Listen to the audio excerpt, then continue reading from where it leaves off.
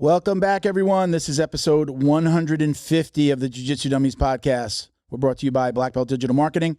Anything you need to build your business on or offline, that's website design, Google Ads, graphic design, printing, we can absolutely help. Check us out at Black Belt Digital Marketing on Instagram or our website, bbdigitalmarketing.com. Right there on the homepage, you can request a free review of your online presence today. It's a really cool, comprehensive report about your business. We specialize mostly in local marketing, so getting you people in your backyard, but we can do anything. All right, my name is Milton Campus. I'm a black belt training out of South Florida. Got Christian behind the camera. Give him the woohoo. Hey. So exciting. Bo's on vacation today. Don't forget to like, comment, download, share, click that subscribe button. We appreciate all the support. I've been mentioning that if you listen to us on Google, you probably already know that everything's moved over to YouTube. So if you go to our YouTube channel, which is youtube.com, and then just Jiu-Jitsu Dummies, or you could do / Jiu-Jitsu Dummies podcast. All of our podcasts are there. Actually, we're missing a few, and I'm working with YouTube and Google on getting those added. But no more Google Play, or at least no more podcasts on Google Play. Joining us today are the founders of Raised by Lions Coffee, Bryan, James, and Alex. We're going to bring them in a few minutes. We got them in the waiting room. What's up, guys? Give me just a couple minutes. We're going to do some shout outs here to our sponsors, and then we'll bring you guys back in. We are also brought to you by academysafe.org. Academy Safe is a nonprofit whose mission is to help clean up the martial arts by advocating for background checks and U.S. Center for Safe Sports certifications for all coaches and staff members at every martial arts academy throughout the United States. I'm the founder and executive director of Academy Safe, along with Rob Ingram, who is the founder of McDojo Life. He is our executive VP, and together we're going to completely change the way people find and vet martial arts academies. We're going to give you a website registry listing academies that are certified by us, and there are 8 criteria that they have to fill. You can go to academysafe.org and look at that criteria.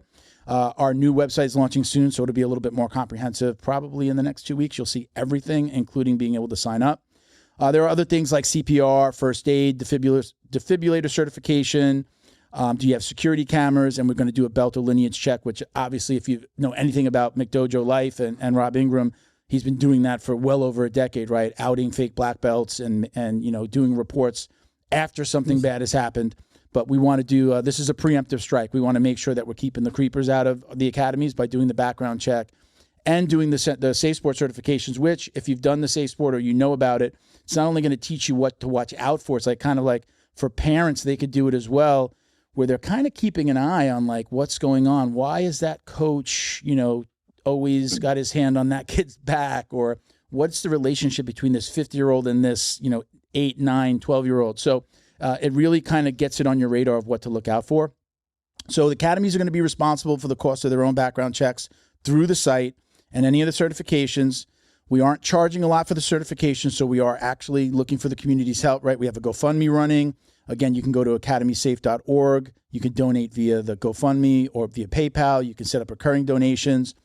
Both links are right there on the site. We'd love for everyone to donate. Obviously, that would be great, even if it's something small. But absolutely, at least share it, please. I know this is a weird time. The hurricanes just hit. There's so much going on in the world. But if you share it, definitely people who want to help us out. The website should be launched and beta tested fully by the end of October. So we're recording on the 11th. So we should be up and running fully for anyone to go to the site and sign up by the end of October. All right, so stay tuned. If you want to be one of the first academies to be listed, join our waiting list on academysafe.org, where you can submit your academy's information and keep up with the announcements and updates on the full website launch. All right. So thank you to our friends over at Flow and Roll as well. Hands down the best custom gi and no-gi gear in the business. You can visit them on Instagram at flow_n_roll. Check out their custom designs they've created for academies and competitors. I never say competitors, right? They'll actually just do your kit. If you want to do something for an event that's coming up and you've got some sponsors, they'll actually just do a kit for, one rash guard and one pair of shorts, right? So you can actually do it for your academy or for your competitors across the country. You can visit their website at flowandroll.com. You get 20% off with code JJD. Now that's 20% off anything you buy from the website. Custom gear and their pre-order program, that stuff is different. Gym owners, ask them about that pre-order program, right? They do something really cool where they'll show all of your products on their site for your students to buy. You don't have to lay out much money, just enough to cover the design. Your students buy from the website. He ships it directly to them, and you don't have to lay out all that money that people usually lay out for all of their gis, rash guards, no-gi shorts, all that stuff, right? You'll just have it on the site, ready to order, right? You can check them out at flowandroll.com, or you could just email them at flowandroll@gmail.com to find out more about that, either of those programs for competitors or academy owners. Last but not least is Leo Optics. Let's put them on. I wore these today. I can't remember the name. I feel so bad. Can't remember the name. These are brown, and right, they have the little stripe here. They have a little red for the black belts, right? That looks pretty close to it. These are all brown. I love these. All right, Leo Optics. Shout out to the crew over at Leo Optics, the go-to brand for sunglasses and apparel, featuring their unique bamboo sunglasses. That's what I'm wearing. Born in Southern California, their products embody the BJJ lifestyle. Visit leooptics.com and use code JJD to get 10% off your order. So love these, and Kristen was showing it there on the screen. Very cool, all right? Love that stripe. I had the stripe before I was a black belt. They sent them to me like that. I didn't. All right, let's bring the crew in. Welcome. This is the crew from Raised by Lions Coffee. Welcome, guys. So we've got Bryan in the top corner. We've got Alex right next to him. They're divided by that big hole in the wall in the back there. And then we got James there on the bottom. Welcome, gentlemen. How you doing? Good, man. How you doing? Let's let you give everybody a proper introduction. Go ahead, and we'll start with Bryan. Name, rank, and serial number. Yeah. So I'm Bryan. This is my coach. I've been with him for about 13 or 14 years now. So he's got a black belt under Otavio Souza. And so Otavio's like my grandpa, and he's like my papa. So I don't know. The gray in the beard makes it look like it should be the other way around. Are you like me? I'm older than most of my coaches. Yeah. Is that to say? Are you older than your coach there? Yep. He's definitely older. Yeah. I mean, I didn't mean to call you out, but I got that same gray in here. You know, I got it. Yeah. Hey, I'm proud old guy jiu-jitsu. Yes, man. Yeah. And Alex, go ahead and introduce yourself. My name's Alex. I am a 2nd degree black belt. And yeah. Wait, what else was I supposed to? I jokingly throw in the serial number, right? Isn't that a military thing? Name, rank, and serial number. And positions in the company. Bryan, are you guys just all partners, or is there a hierarchy here that we should know about? No, we're equal partners. Equal partners. Okay. Yep. And then we got James at the bottom here. Go ahead, James. Introduce yourself. Name's James Kim. Purple belt under Professor Alex DeHue and Professor Bryan. I didn't know he was a purple belt, Christian. Turn that screen off. Let's knock him out. We'll just talk to the black belts. Yeah, let's get that's more like it. That's more like it. Let's get the purple belt out. Now, welcome, guys. I appreciate you guys coming on. Just so that everybody knows, you guys were supposed to be right here next to me. You were going to fly into Florida, into South Florida, and lo and behold, Hurricane Milton closed down the airports down here. We were just talking before, right? We didn't really get hit by much. Not in South Florida, we didn't get hit by anything, but I guess last minute they let you know that they were closing down or canceling your flights.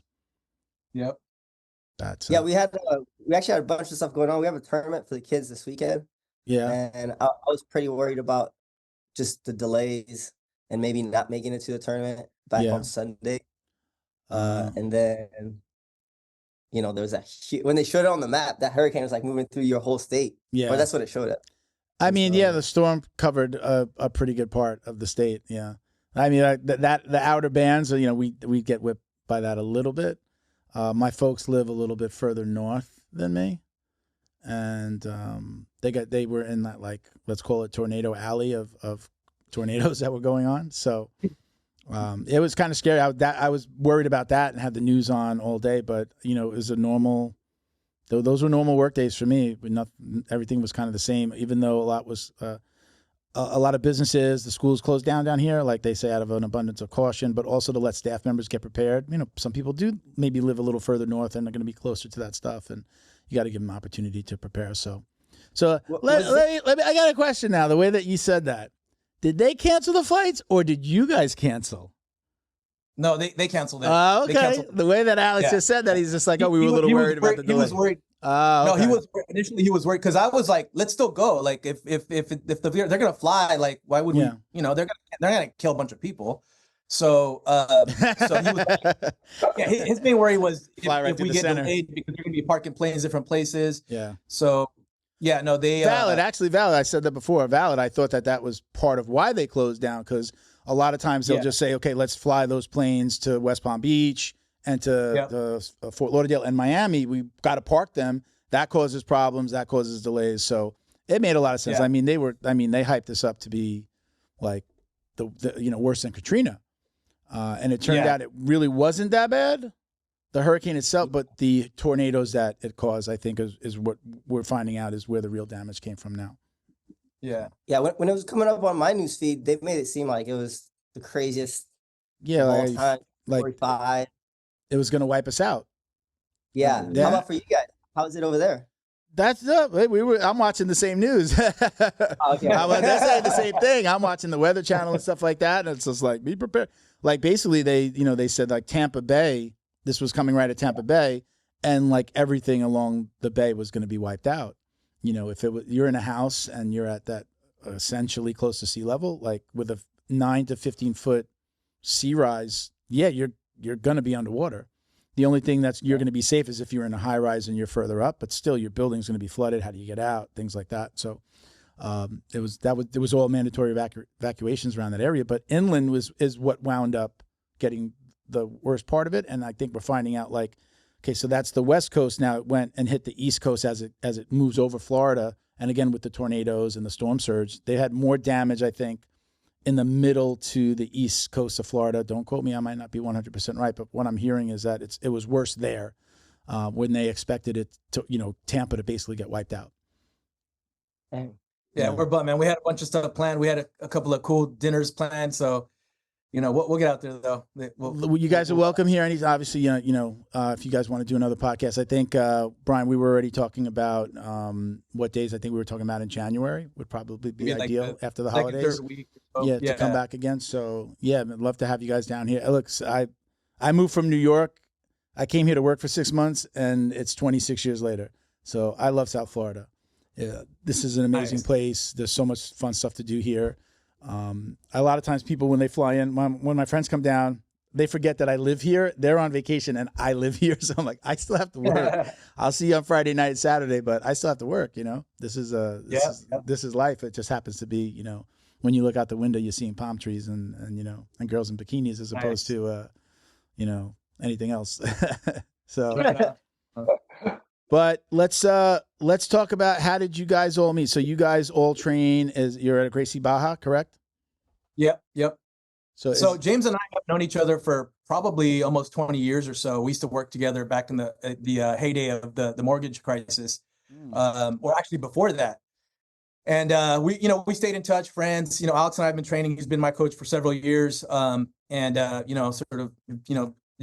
Reconnected with James. Brought him in. He'd always wanted to train, and I'll let him talk a little bit about his lifestyle prior to training and how it's changed him a lot. And and then together, the story about the coffee thing, how it all sort of connects is, Alex was dating this one girl that was a coffee nerd, and he always teases me that he's been schooling me on coffee, which is true. But if it wasn't for that one girl who he was dating, who's a coffee nerd, that really kind of brought him up on game. Yeah. And so we would on Fridays we would all sort of go out and check out different coffee places, and then we just sort of little by little we're like, hey, let's just, jokingly we were talking about let's open up a spot, meaning a store, because we have a store as well. So we're at the roasting house right now where we do a roasting and a cold brew.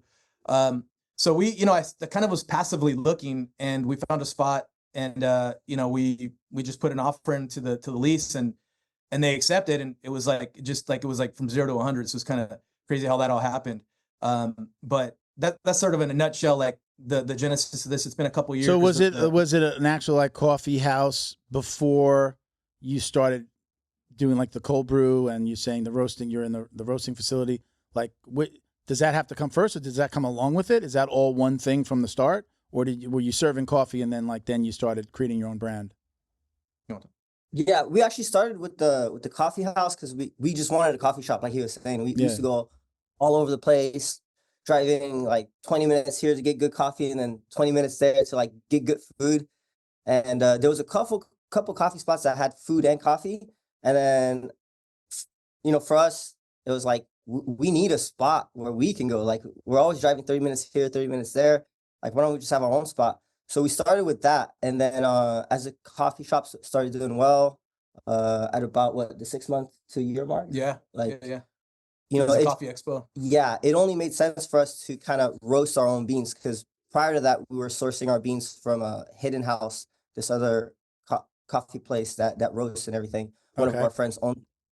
But as far as we're really passionate about everything we do. So if you're gonna have a coffee house, the next step is like roasting your own coffee. So how quickly did the roasting come after you purchased the coffee shop? Was it quick? Yes, it came after. Was it quick though? It was I would say probably about a year. So after the shop had got its feet under itself, it was doing well, it was profitable. We went to a coffee expo, and we were like, at first it was a bit daunting. It's like, man, you have to buy all these big machines and you don't even know how to work them and all this stuff. But when we went to that coffee expo, like, it really gave us a lot of confidence. We went there, we were shopping machines and just asking a bunch of questions, doing intel. And then when we got back, we started digging, and we found a couple of machines from an auction company, and we got a really good deal. And we got like the Mercedes of the machines. That we have a lowering, so it's like a convection, like a hybrid. It's not the old drum roaster that kind of, you have to be there's a lot of variables. So anyway, so long story short, we got all this cool machinery, and then from there we got the warehouse. And again, this is probably like just after the year mark of the store being on its own, like meaning doing well, fully staffed. It's making money. And so now, like, we're in this new venture where, we're furthering the brand. So it's not just branding, the coffee shop as being a specialty, coffee shop where you can find the best coffee and good eats. But now it's like, now we're going to create an online presence and really try to focus on outreach of the brand in general, and then really become like a good specialty roaster.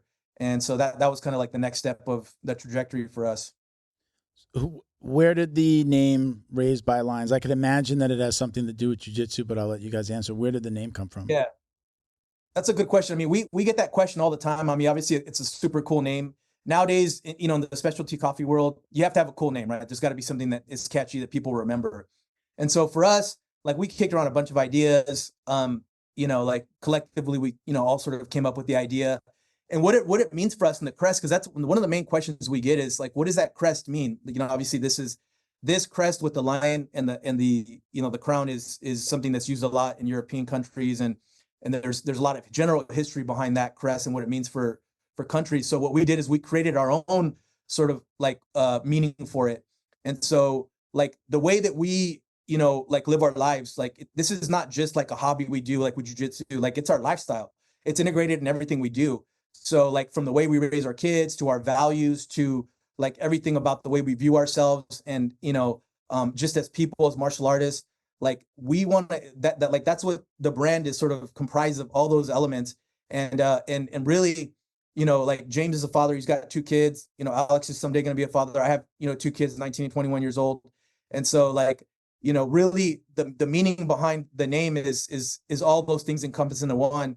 And it's really meaningful for us. And so as we continue the brand and grow the brand, we want to make sure that really stays behind it. And so that's kind of like, in a nutshell, what that's all about.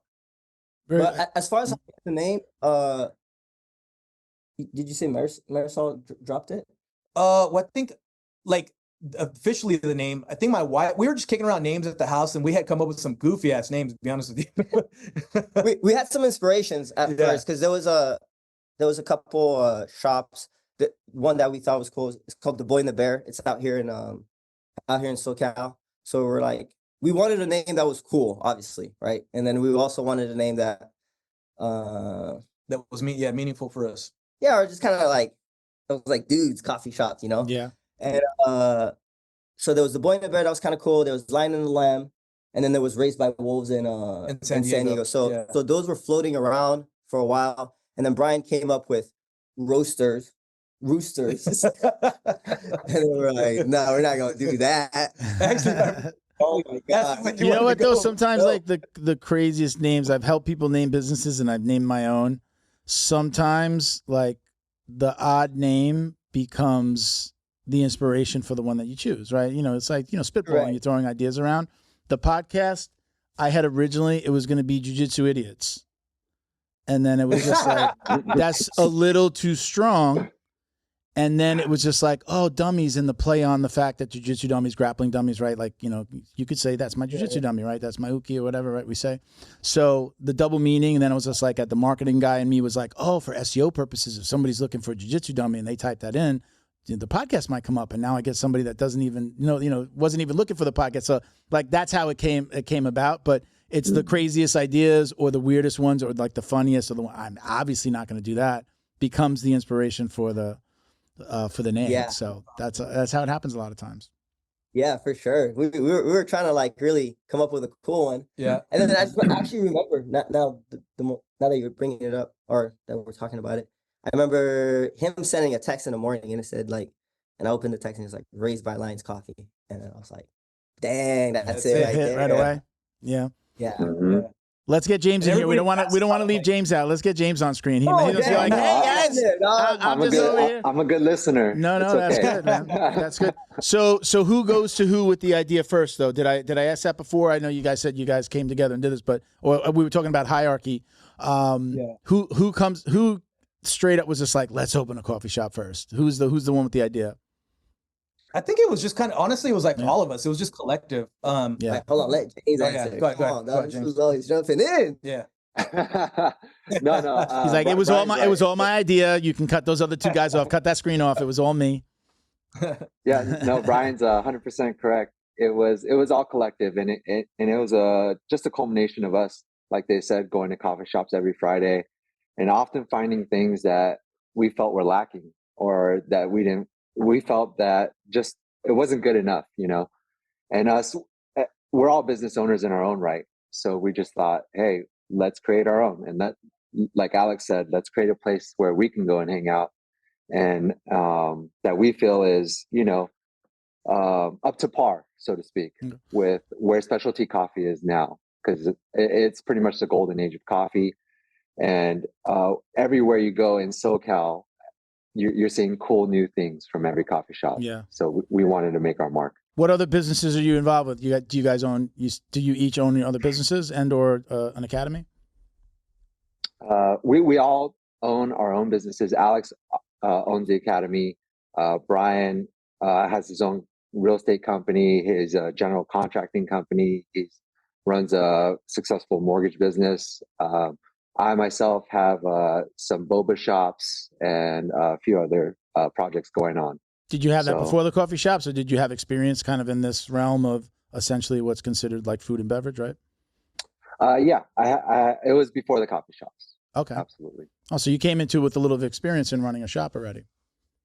Yeah, Okay. absolutely. I had a little bit of experience, and I try to use that experience as much as possible for the day-to-day operations of our brick and mortar shop right now.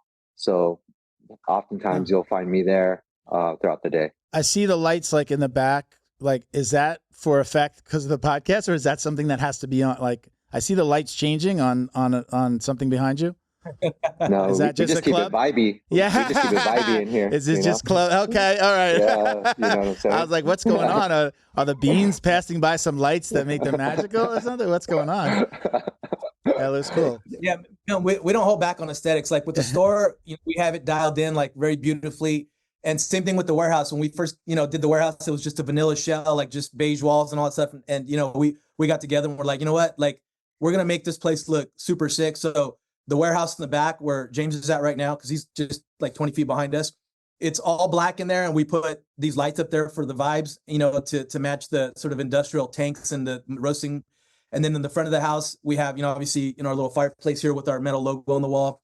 And then the kitchen, it's all sort of vibed out, like bright colors with like a dark background. So yeah, that's one of the things that we wanted to do is kind of express ourselves in like the way that we could sort of show off, like, really what the brand's about. And, that's the fun part about this too. So let me give the proper shout. Give me 1 second. Let me give the proper shout out to Daniel Silva. I don't know if he trains with you guys. Some of the questions that came in look like they probably know you guys. It asks about why Raised by Lions, and then he added, "Don't some lions eat their young?" with a little, you know, joking face, a little laughing face, and some fire. So, do you guys know Daniel? Yeah, I know him. Does he train? He train. I'm assuming. I assumed he trained with you guys. But go ahead, Alex. I didn't mean to interrupt you. Go ahead. Oh, no, you're good. So I was gonna elaborate on because it looks like you were interested in James owning the boba shops before we got into coffee. Yeah. And actually, so for a while, I really wanted that was always one of my dreams, just to have like either a coffee shop or a little mini restaurant. And so I would always actually pick James's brain, because he also owned a couple restaurants, about how that goes, what the profit margins look like, that whole process. And then he opened up boba shops. And to me, boba shops was very similar to probably what the coffee margins would look like. So every few months, I don't know if you remember this, James, because actually James was a big reason why we ended up opening up the coffee shop. I don't know if we would have done it so quickly unless James had all the background in his other 2 boba shop stores.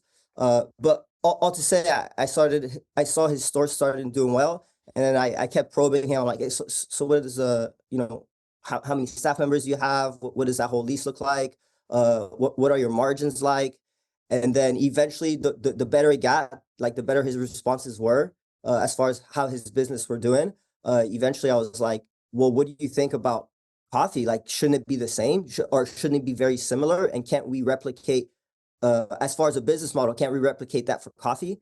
And then he's like, yeah. I remember, I don't know if you remember this, James. Do you remember all this? I do. I do remember. I remember, like, why is he asking me all these questions? Like, I couldn't figure out, like, this son of a bitch is going to open up a boba shop right next to mine. He's going to open up a shop right next to mine. Yeah. It's like a student. It's like a student starting a jiu-jitsu academy across the street. Yeah.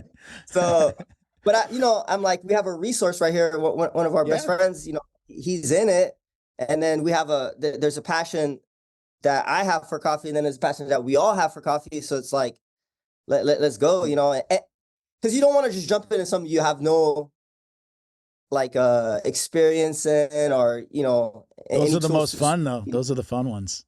Yes. You're just like, I have no clue what I'm doing.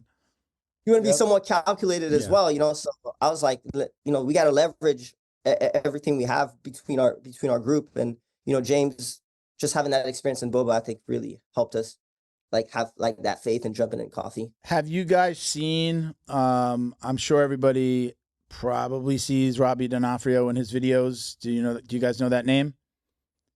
Robbie D'Onofrio. So. You guys should follow him. He opened up a coffee shop attached to his jiu-jitsu academy. Oh yeah. Right? I've seen it. Yeah, that guy, right? So I want to give credit. It was on my list, but it was also a question that came in. So Gary DePerio, he was asking, he said, professors and coach, I'm guessing he probably works with you or trains with you as well. Would you guys in the future like to incorporate RBL along with Gracie Barra?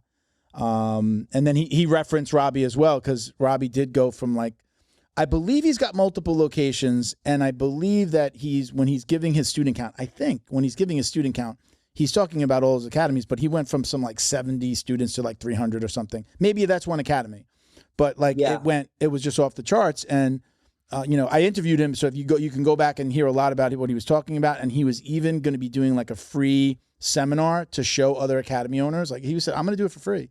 And just give out that information. And I said, hey, why wouldn't you try to do franchise the idea or something, or, call that shop something specific. Anyway, he was, follow him. He talks about it a lot. You can see some of the videos that he has out, but he put it right next to his, it's attached to his store. There's a doorway that just goes right through. There's a window so you can get a coffee, watch jiu-jitsu. You could just be somebody who wants coffee and go in and out and maybe get a sandwich. And then you can go, drop off your kid and just come walk over. And I think he said, there's no seating, I think, in the academy area anymore. So if you do want to stay, you're sitting in the coffee shop. So it was a great idea. It worked.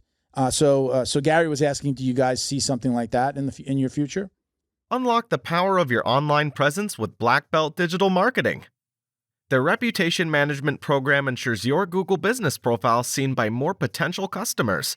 Black Belt Digital Marketing is your full-service digital marketing agency specializing in local SEO and reputation management. Boost your business today. Visit bbdigitalmarketing.com. Your success is their priority. Miss your morning routine. Bar Pro.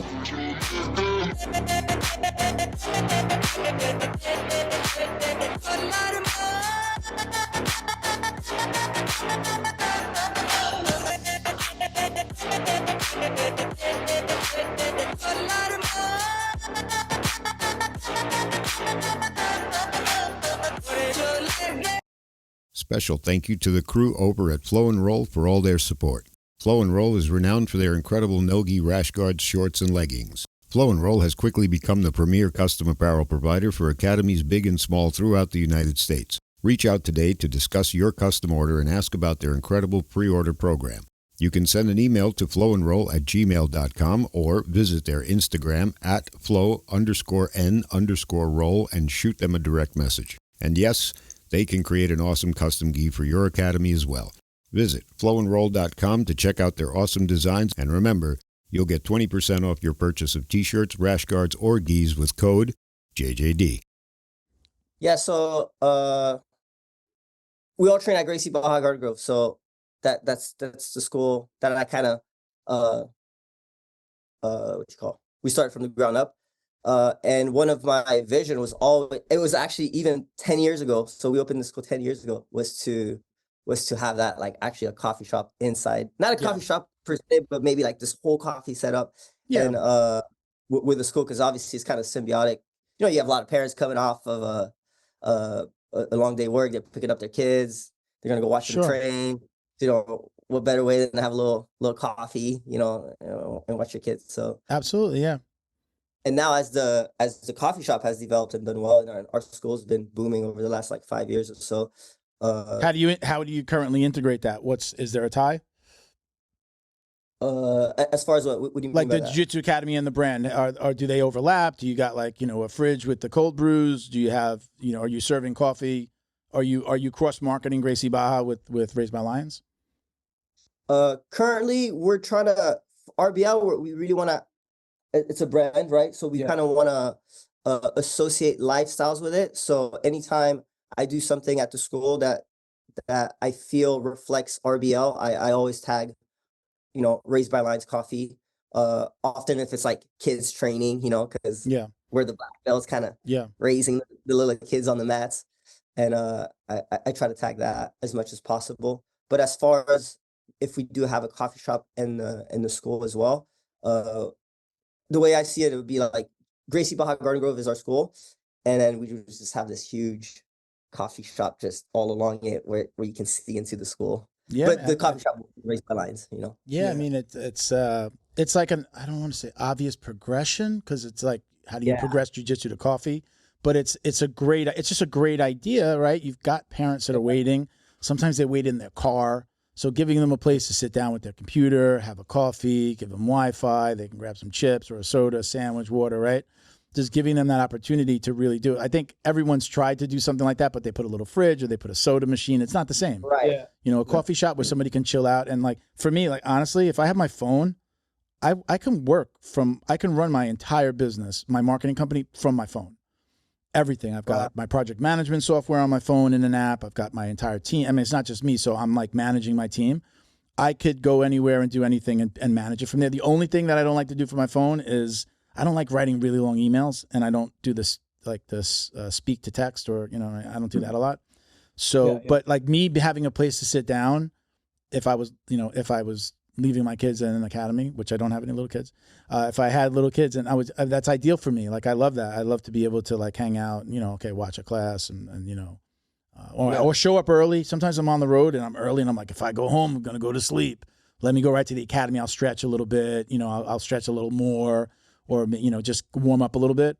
But like, that's ideal for me. Oh, I can sit and have a coffee real quick. I can get on my phone, do some work. I mean, I think a lot of people like that these days. You know, a lot of people carry their computers with them too. But for me, I just need my phone, and I can sit down and work for hours, and just if I have a place to sit, and it also gets me out of the office or the home office, so that's a good thing. How long have you been training, Milton? Last December was 10 years. I just got no, not last December. Last June, not this last June, the June before last. What is it? This June is 11. Is this 11 years? No, June was 10 years, I think. Okay. I got my bike about 9.5 years, and June was 10. Got you.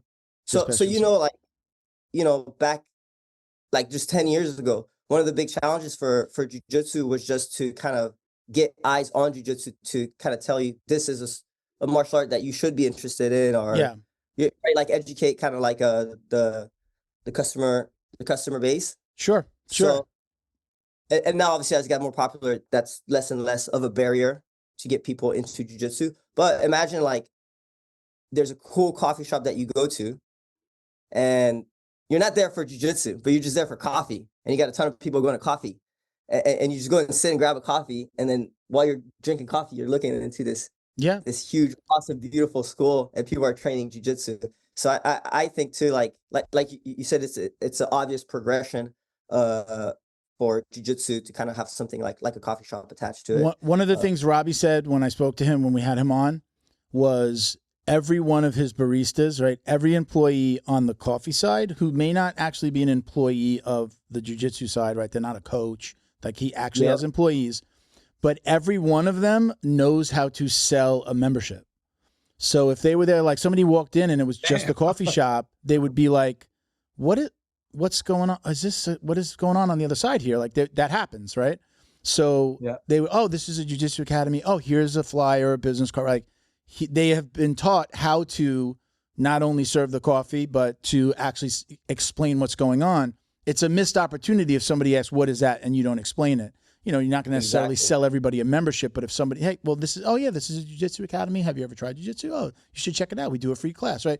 They know the spiel, and that's part of what increases membership is. Like now he's got this thing that's bringing the general public in off of the street and going, oh shit, I didn't know this was here. Oh wow, this is kind of cool. And then they get to watch a class and they're having their coffee and maybe they come back the next day or the next week. So that was a big part of what he did. It's just like, it's not just, somebody sitting back there waiting for coffee or, serving coffee. They're also capable of talking about the academy and even like signing someone up fully is what I remember him saying. So that's so dope. So cool. Like you have to think of that in that regard. Like it is, if it's going to be right next to it, it is this crossover, and they should be able to speak about that. I'm going to guess that probably some of his students have become workers, and like then they can really talk about, I train here at jiu-jitsu, right? And then you relate your personal experience, and then it goes a little bit further. So that's always helpful. So just kind of think about that when you're doing it, if and when. Do you guys feel like a year, 5 years down the road, like when do you think you would incorporate the two or bring the two together? Probably within a year, to be honest. Yeah. Probably within this year. That's our next big project. Yeah, it's something that we've been talking about for a while. And it's funny that I think James or Alex tagged me on that Rob's account. And I was like, oh wow, someone's actually doing this. This is pretty cool. Yeah. But he's like, not roasting though. He's not doing the side that you're doing. So you kind of feel like you got between the boba shops and roasting your own coffee, you've got a leg up on that situation because you're doing even more, right? There's a lot more that you can sell and a lot more that you can do. Yeah. So we look at it like, not only is it an amazing idea that someone's already executed, but for us, it's actually like just a no-brainer. Alex he's been sort of at a point now where the school has grown to a point where we just need more mat space. Yeah. So the conversation's been on the table about expanding, here in Orange County, obviously, the space is a lot more, expensive per square foot. So, and then availability is kind of a big thing. We're like in an urban area. So, that's always not always available. But, now that we've been talking about this idea, that's something that, we're having to look for even a bigger space now where we could do something really cool, like put a big window, kind of like Rob's place. And like the things that I was saying about like barriers, one is like the popularity, has grown, but with the coffee shop, that being another thing that brings people in. But I think a lot of people also in general, when they think about maybe even trying jiu-jitsu because maybe they heard it on Joe Rogan or whatever, there's maybe some intimidation there and they think like it's just a bunch of brutes or whatever. And maybe they're afraid to go in and like ask a question. Where this would be, somewhere where they would come and grab a coffee and kind of check it out and see like there's normal guys, there's bankers, there's lawyers, there's doctors, there's just normal people that are very unassuming, but they're straight savages. And so I think sometimes if someone sees that, like maybe that gives them a little bit of inspiration to actually step on the mats and go, like these people look normal. They're not like these MMA looking guys with these, jacked up ears and like they look like fighters. Whereas like, there's a lot of dudes in jiu-jitsu nowadays that they don't look like they just look like a normal random guy. and they're ultimate savage. So that's another thing I think of when we think about the coffee shop and the school, is just you're bringing these people in that are, and the best people at jiu-jitsu are like the nerds, like the ones that are just, they're just book people, and they get a hold of jiu-jitsu, and they're just, they're just savages. So they could break it down and they get super analytical with it. It's like it's like a math problem to those guys. I hate those guys.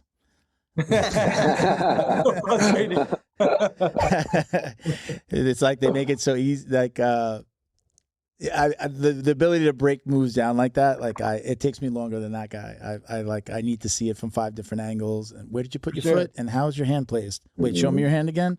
When your hand is there, your foot is there. Like I really have to study it to like, I like my old school stuff because it's embedded in there already. But when I'm learning something new, I'm always like, I'm the guy walking around the coach while he's showing the move I need to see where your foot is, because I know that's part of it. Where is your foot when your hand is here? Like I'm that guy to really take a closer look still. So same. Yeah. So I know go ahead. I was gonna say, you mentioned something about like the employees knowing how to sell and all that stuff. Like one of the things that we've always sort of, as martial artists and like owning the store now, like that we've talked about is like, man, we wish we had people that trained that work there too. And, because of staffing is not always easy to find the right people. That would be another cool thing, is that like, if we had the school, inevitably there would be teenagers that would like go in there and graduate into working. We have one guy that's a boxer right now. He's our manager, and he's a little badass. So we always know like we can count on him if something happens. And, one of the things that we're not too far from railroad tracks. So one of the things that we have happen quite often actually is homeless tend to wander into our store and then just sort of, like passively camp in there. So if one of us are not there, like we know that, his name's Gus, he'll jump in there and kind of handle it and then do what he needs to do or whatever to kind of graciously sort of escort them out. But, that's a situation where there's some unknowns and you don't know how they're going to react. So we want someone who knows how to defend themselves and keep themselves safe, but also, can be assertive enough and confident enough to handle the situation in the right way. So that's one of our dreams, is having like a full staff of jiu-jitseros, just people that know how to, that know how to protect themselves. So I want to move the conversation to, I have this question. I don't know a lot about this, but I've seen this online so much. So while I have 3 Gracie Barra guys here, I want to ask this question. Oh man. Man, let's get I'll let you guys, whoever wants to answer it. So why does Gracie Barra get such a bad rap about the uniforms and cost? And tell me why people are wrong. Or tell the public why people are wrong. But I mean, right, that's a thing. I've never been to a Gracie Barra, so I've never been like invited to one to where it's just like, okay, there's a uniform, like you have to rent a uniform or something like that to train. You definitely can't wear anything not uniform, right? So I'm always curious. At 10 years in, I've never been to a Gracie Barra because I just never knew anybody or been invited. There is a brand new Gracie Barra, probably like 2 or 3 years old in my town now. So there is one here. But go ahead. Answer, whoever wants to answer that question. Why do you guys get such a bad rap about the uniform and the cost and things like that? Hey, before I answer that, where do you train? I train. So not at a Gracie Barra. I just actually moved schools. I'm training at Coral Springs Jiu-Jitsu. So left my school that I was at for 8 years. And I'll just say part of the reason I left is why Academy Safe. If you heard me talking about Academy Safe, Academy Safe was born out of multiple bad experiences. My gym was a fight sports before it changed its name. I'm not going to say that new name because that's where the problems lie. But, so I saw the fight sports stuff kind of not from the inside. None of that stuff happened at my fight sports school. But I was at a fight sports when all that shit happened after Tex Johnson got poked at the eye, and then he outed these guys, and then blah, blah, blah, all that shit happened. And there was that firestorm around fight sports. So I saw it once. I told my coach, I said, I'm not coming back and giving my money to fight sports. I said, I'm sorry, I can't. And there was some personal things that were involved in there that had happened in my own family. So I was just like, I can't give you my money knowing this is going on and they're covering things up. He changed the name of the school, not just because of me. He thought it was the right thing to do. And then fast forward a few years, that coach gets accused of some things here and there and some impropriety. So I decided after 8 years of training there that I had to leave. I can't be there to support that. And I recently went to a school, so I've been at that school for probably like less than 2 months now. So That's my experience. But I started at a fight sports, and now I'm at Coral Springs Jiu-Jitsu. But I'm at a place where, believe it or not, there's like at any given time. I mean, like on a Monday, there's like 10 black belts on the mat, and I've never experienced that before. You know, That's there's so cool. it's like I would, you know, like I'm 51 now, and I'm like I was be like the guy that's been on the mat the longest, and I started training when I was 41. So it's like the schools that I've been to. You know, I was the head white belt. Like I was the first white belt or first one to blue belt. So like I've always been at the higher end at the hierarchy, even if I was a lower belt. And then, you know, getting my black belt at this school, I would always wonder why like black belts got their black belts and left. And it was because the longer you were there, you kind of started to hear the rumors of what the coach was doing. And people would just leave. And now it makes sense. And now I see some of those black belts and they're like, oh, you found out, huh? And they left. The difference is that because I had this platform, I kicked up a lot of dust behind me, and I made a stink about it. I have nothing to lose. I'm 51. What the fuck are you gonna do to me? Like, you know. Yeah, for sure. Like, you know, a lot of younger people don't like to say anything because it's just like, oh, you know, I gotta get my belt from him. He's gonna promote me. What do I do? Right. I gotta start over someplace else. I was like, give me my belt. Like, fuck this. I'm like, are you kidding me? He's hitting on. Imagine. Just for a second, Bryan, imagine Alex was hitting on your wife. What? Imagine he was sliding into your wife's DMs. Right? Everybody that I say that to, everyone that I've ever said that to, goes, I kill him. I'd kill him. Yeah. I go in there with a bat and I break his legs or I kill him.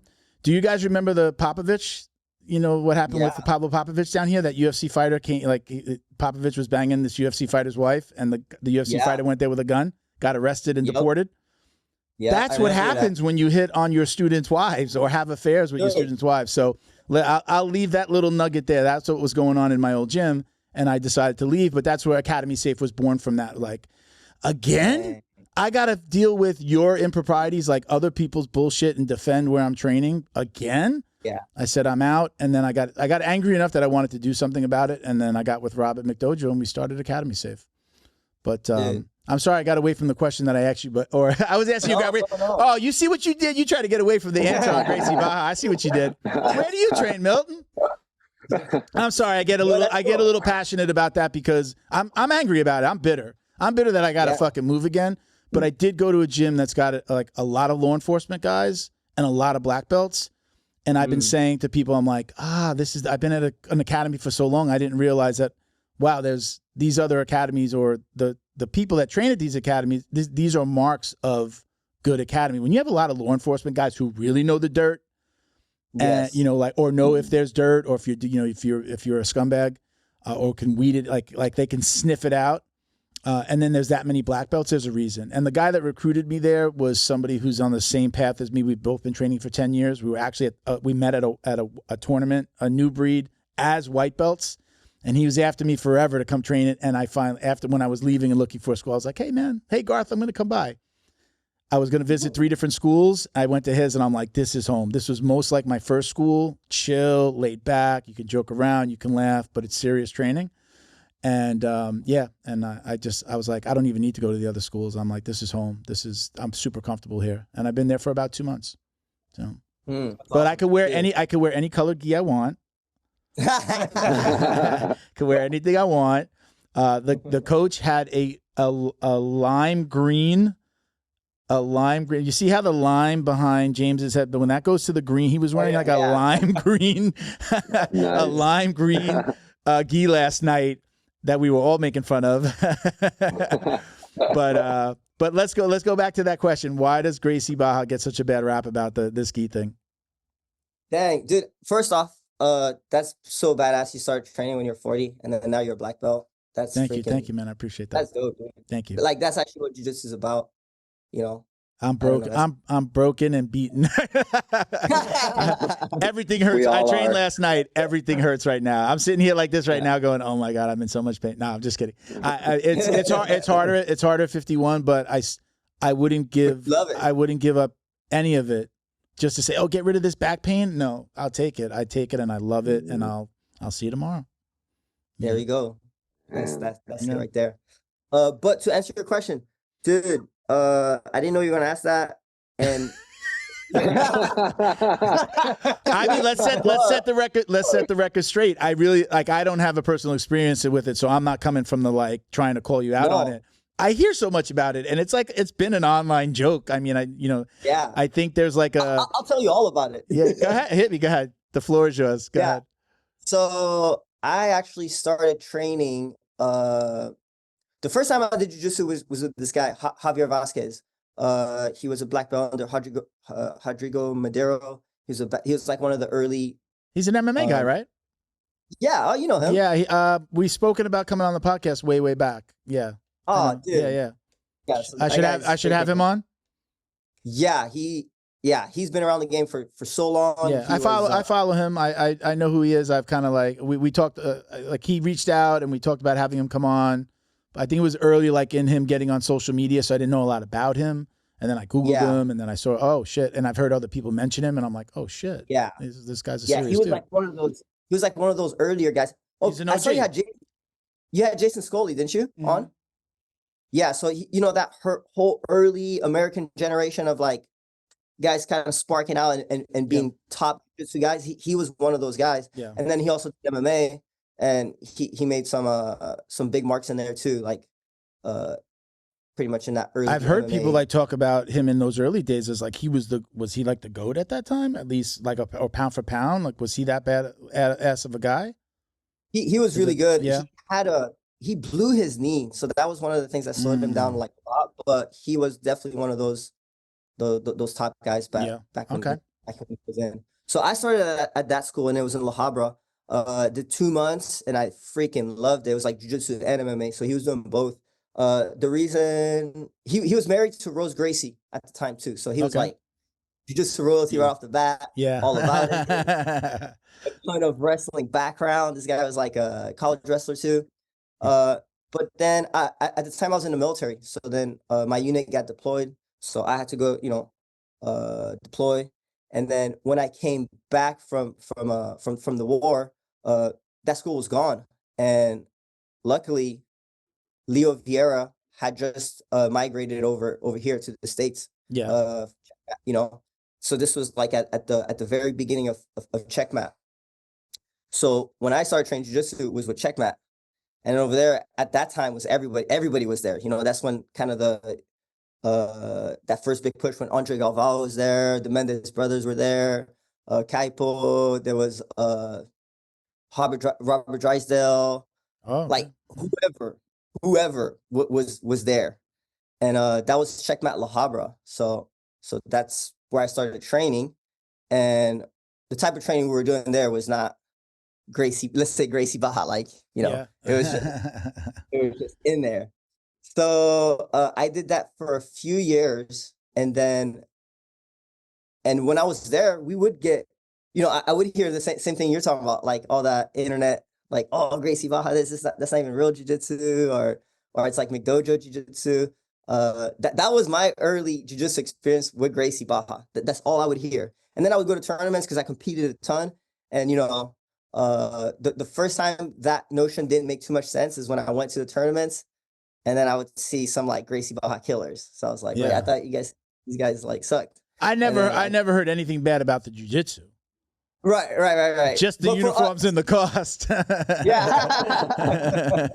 but for us, you know how it is. Like, for us, it's like, if it's like if you have to wear a certain gi, or if there's rules, then the jiu-jitsu can't be good. At least that's how we thought. Like, because I was young, I was like 24, and we talk crap on it, and they're like, oh, they have cards, and have attendance, Now everybody does. Now everybody does, yes.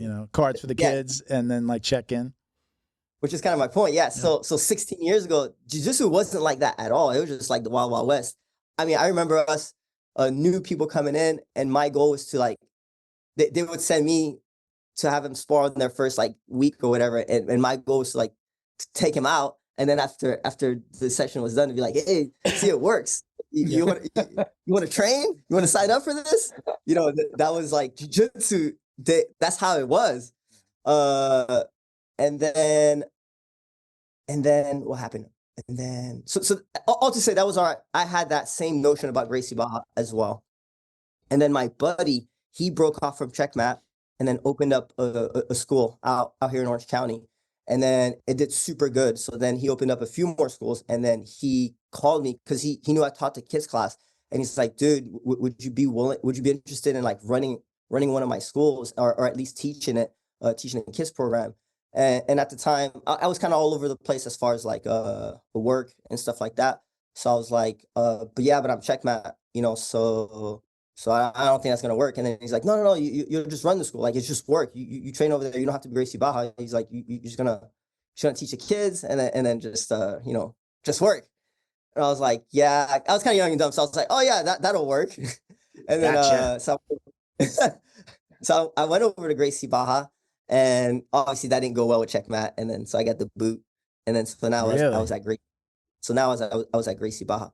But one thing that I observed really quick was that, oh shoot, it's structured here. Like, it's there is a structure. They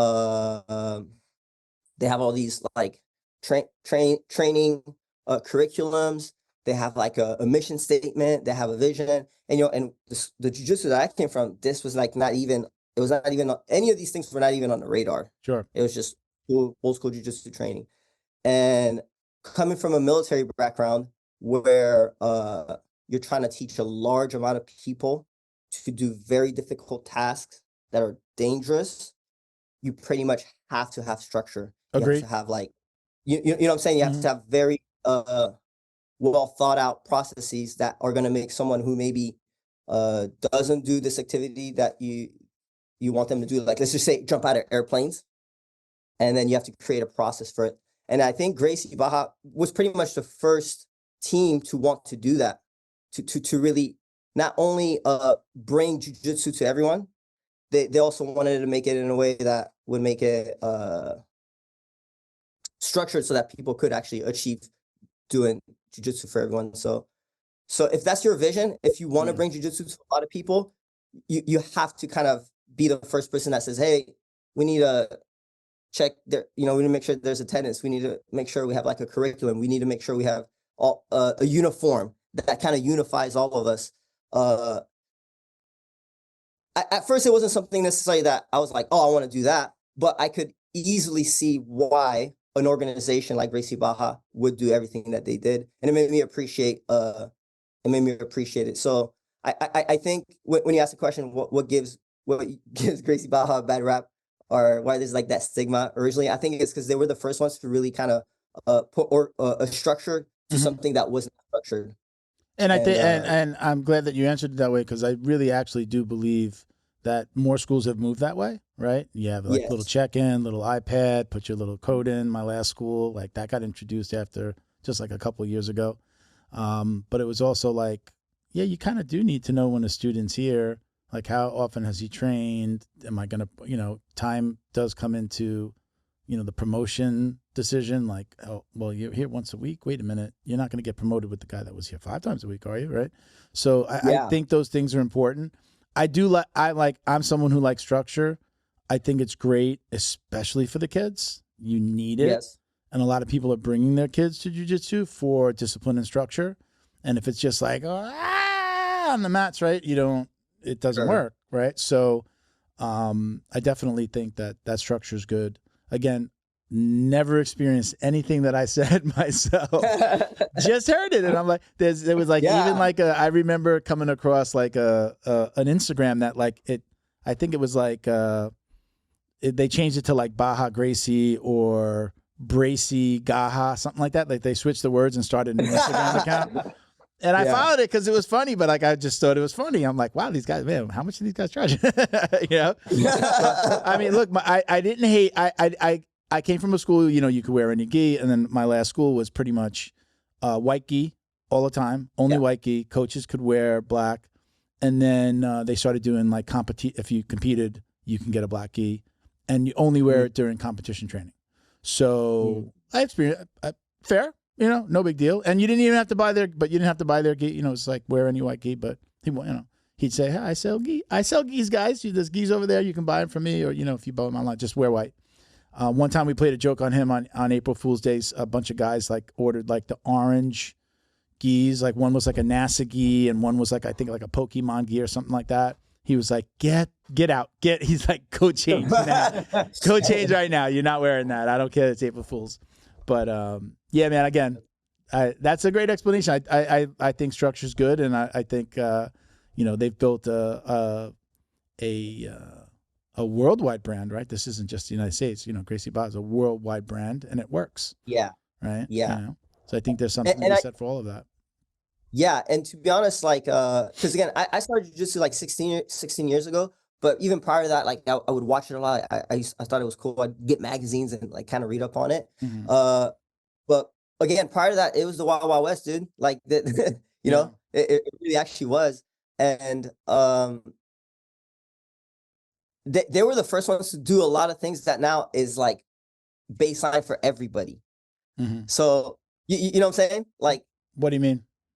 Whether it's a curriculum, whether it's like attendance cards, whether it's like having an intro class to kind of introduce someone to jiu-jitsu, whether it's even trying to figure out a way to make jiu-jitsu kind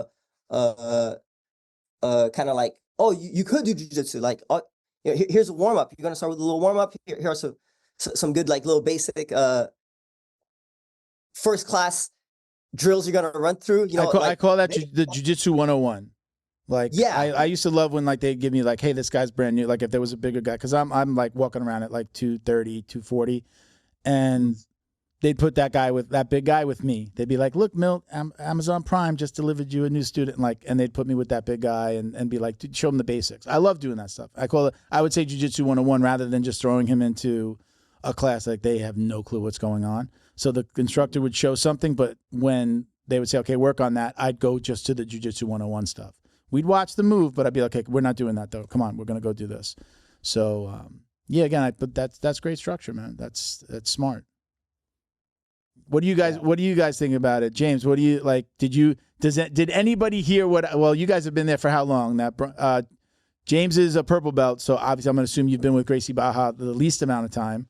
Did you ever hear about any of that stuff? It sounds like you probably got recruited by Bryan. Did you hear about any of that or know any about it, those little things that are Gracie Barra, or you were just in the door and you get addicted like the rest of us?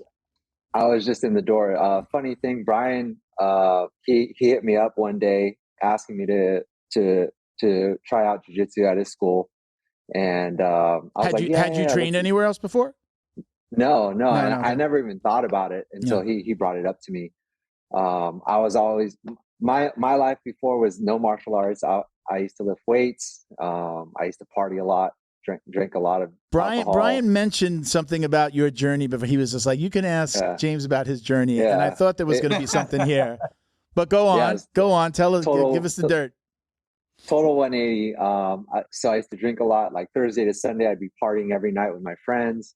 So I used to smoke cigarettes all the time. Yeah. I used to, and then, he hit me up to see if I wanted to train. I was like, I think I'd want to try it. And then the next day I was in an Uber and I got rear-ended and I was in the back of an Uber and I wasn't wearing a seatbelt. So pretty much blasted out both of my shoulders. And then he hits me up and he's like, hey, you ready to come train? I was like, can't train. Told him what happened. And I was like, this guy probably thinks I'm a liar or that like I'm scared or something. So a year late, he actually waits like a year and he messages me again. He's like, hey, are your shoulders better? You want to come train? And I was like, yeah, well, like I can't bitch out. He waited a year to ask me, so I got to go. And like I said, I never knew anything about jiu-jitsu. I never heard anything about Gracie Barra, anything negative or positive for that matter. I was just like, okay, I'll try it. It's a new exercise. And I thought I was just going to go in there and just tear everyone up, it's funny because, if you don't train martial arts and you lift weights, you just think like size is everything. I went in there and nope. I'm 6'2", and I go in there and I see Alex, who's, maybe 5'10", 5'11", and I'm like, man, I'm going to crush this guy, dude. Like, I'm going to annihilate this dude. I'm going to be running the school. And mind you, I just finished smoking a cigarette before I walked into class, thinking like, dude, it's over. But that was sort of my journey into it. But to answer your question, I didn't hear anything negative or positive about it.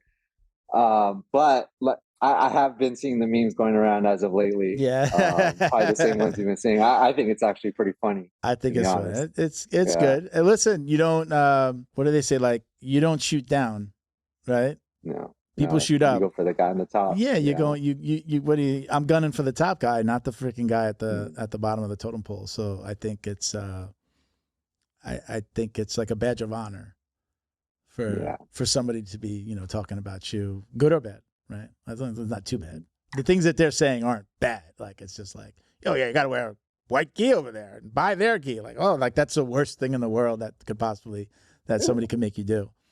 So it's called a uniform for a reason, right? We're all uniform, right? It's a good thing. I like it. But I like, again, at 51, 10 years in, like I pulled out all my black gis. When they told me that I could wear any gi I wanted, I was like, I took out all my black gis that I never got rid of, that I haven't been able to wear for the last 8 years, and I wear them every day now. And they gifted me a black gi for joining. So now I have another one. So I'm older now. But if I was to put somebody in tell somebody to go to a school, I usually say, why are you doing it? Is your kid having a problem? Is there a discipline problem? Is somebody bullying? Like, it might influence where I tell them to go. Maybe you should go here, and they have like a anti-bullying program, or this one's more structured. Look, this is a little bit more open, or they have MMA there. Like, what are you going for? What are you looking for? So, that's one of the things that we're going to do on the Academy Safe website too, is like, it's not just jiu-jitsu, it's everything. So, if it's kickboxing and Muay Thai, or if it's jiu-jitsu and kickboxing, right, there's going to be, you can find those gyms if you know what you're looking for. And if you don't, they're all there, and they'll be listed, and you'll learn a little bit about the Academy and what they have. So, Actually, I have a question about that. Sure. How's the reception been when you reach out to schools to sign up for that? So because I would imagine it should be pretty good. And if it's not, it almost raises like a red flag. You got it. That's exactly what I was going to say so we've launched, we have a homepage, and our blog is up. The website, the full website's about to launch. We're going to be beta testing. Actually, I'm going to probably spend tonight and this weekend working on the store locator and the back end that does the background checks and holds all of our other certifications. So right now, we're ready to go, and I have a waiting list of academies that have signed up that said, like, we want to be one of the first through the door. So like, hey, we've been advertising, get on our waiting list, so that we had people to help us beta test. I know a lot of them too, so that's a good thing. So it's just like, hey, look, we're going to get you in early. Tell me if you hit any roadblocks or stumbling blocks. But the back end system is the back end system. It's like, it's from an outside company that does the background checks, the USA Sports certification, and they also do a concussion course, which for insurance purposes, if you say you're a martial arts academy, they want the concussion course now. So they know that it exists and that it's something that you should have. They want it as part of your insurance, and I think it could lower your rates. So those three things are in the system, and then we get to add in CPR, first aid, defibrillator certification. So we've got American Red Cross, covers 99% of the country. So we've got a partnership with a defibrillator company who has the partnership with Red Cross, who you can lease a defibrillator from them if you don't have one, and or then get certification on the defibrillator itself and get your first aid and CPR if you don't have it. Simple requirements, right? Shouldn't we all have that? I had just so you know, you guys, if you never heard the show, I had a heart attack when I was 43 after I started jiu-jitsu. I actually had a heart attack, 2 heart attacks, Friday and Saturday after training jiu-jitsu, but I didn't know I was having a heart attack. I was just like hard to breathe, and I was having some pains in my arm. So when I look for a gym, as a matter of fact, after the heart attack, my last gym, I told them, I'm like, hey man, if you guys don't know CPR, please get a defibrillator, because I don't know what's going to happen. I don't know if this happens again. Do I have like heart disease? Was it just clogged arteries? And they got one, but they got one. Nobody knew how to use it. Nobody came to train them on it. Nobody had first aid, CPR, none of that. So we're trying to make, like, Academy Safe is, at the inception was about making sure we keep, sexual predators and violent offenders out of academies. They probably shouldn't be teaching our kids, right? Not probably. They shouldn't be teaching our kids, or be around our women, our daughters, our wives, right? Our girlfriends. And then the other things came into play. And when I spoke to Rob, it's like, hey, we should be doing this. And aren't these other things that make an academy safe? But these are like, some of these things are required and gyms get passed and open and don't have these things. Or get a little slap in Florida, you get a little slap on the wrist or a little citation for not having a defibrillator, but it's cheaper to pay that citation than to get the defibrillator. So we're going to work with a company that will lease it, sell it or lease it, and then get you certified on it. And it's like completely like this is like 2025 version of defibrillators. It's online. There's an app. It charges. You can bring it anywhere with you. Like if you go to a competition, you can put it in your bag, bring it with you. It tells you where other defibrillators are. If like you're a partner and like you're someplace like, oh my God, I need a defibrillator. Like it'll show you where other defibrillators are. Like it's this whole thing. But they'll come train you on it. They'll send a Red Cross representative to train you on it along with the first aid and CPR. And then we get into like just having business insurance or academy insurance. And then again, the lineage check, which is probably like one of the most important things to Rob at McDojo. So like that's his niche. That's what he wants. Like, I'm going to be involved with this. We got to do lineage checks. I've been talking about fake black belts for the longest time. Let's make sure we keep them out as well. So the reception, the question was the reception. The reception has been incredible. People like when I brought the idea to Rob, he's like, Milton, people have been asking me to do this for years. He's like, but I'm one man. I can't just do this. And I come to him with, I got my whole marketing company, the idea, and now him and I get together. We get a secret service agent is on our board. We've got a media and PR guy that's had like decades of experience writing books and being on the news. He got us into the local paper here, the Sun Sentinel. Like we've got like some heavy hitters that are helping us with this. The reception from the public has been great. We have to launch and show that we can deliver on this, which we're going to. And again, it's kind of like part of it already existed now. So we've built the website and the informational side so you can find the academy once we certify them or at least show the process of certification. But then the back end existed already. And I've been holding back on telling everybody who a huge company bought the biggest background check company in this world. They do it for USA Wrestling and they do it for some other martial arts organizations. But nobody's doing what we do, but a huge company came in and bought them and launched a new product. So we will be the first martial arts organization using the new version of this background check and U.S. Center for Safe Sport certification. So that's really cool. And when you see the logo on our site, you can be like, what? How are they involved with this? But it'll make sense when we explain it, why that company is involved and what they're doing. But it's really cool. The reception has been awesome. I'm excited.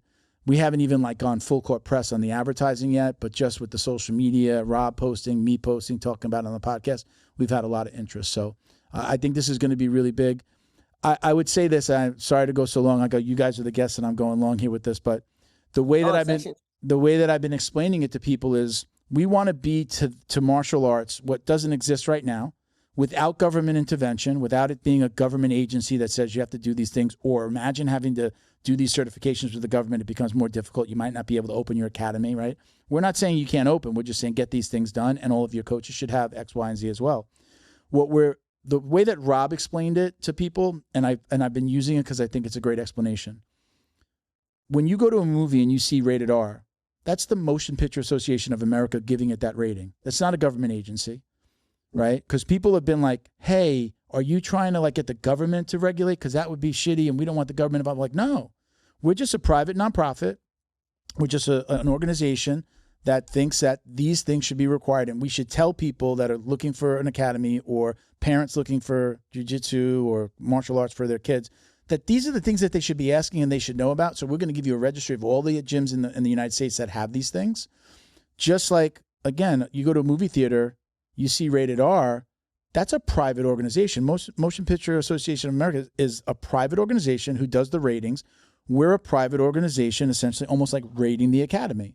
Rating the academy. You have these things, your academy safe. If you don't, we can list you, but we're also going to show the things that you haven't done yet.